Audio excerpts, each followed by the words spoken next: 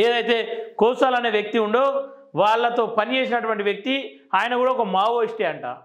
ఇట్లాంటి వ్యక్తుల వల్ల ఉద్యమానికి దెబ్బతీస్తుంది. వీళ్ళని నమ్ముకొని బయటకు వెళ్ళినటువంటి వాళ్ళు పోలీసులకు సమాచారం అందజేయడంతో వాళ్ళ హత్యకు గురయ్యారు. ఇలా హిడ్మల్ హత్యకు కారకుడు కోసాల్ అని చెప్పేసి వాళ్ళు ప్రకటన చేస్తూ ఉన్నారు.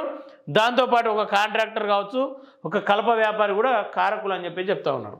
కోసాల్ మా నుండి పారిపోయిన తర్వాత మా కామ్రేడ్స్ లోపలికి రావడానికి సిద్ధమవడంతో పోలీసులు ఏకకాలంలో పట్టుకొని 13 మందిని హత్య చేశారు, 50 మందిని అరెస్ట్ చేశారు.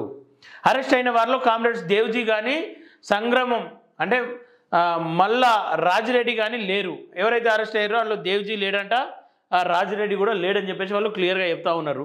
వాళ్ళు తమ ప్రాణాలను కాపాడుకోవడానికి పోలీసులతో ఎలాంటి ఒప్పందం కుదుర్చుకోలేదు.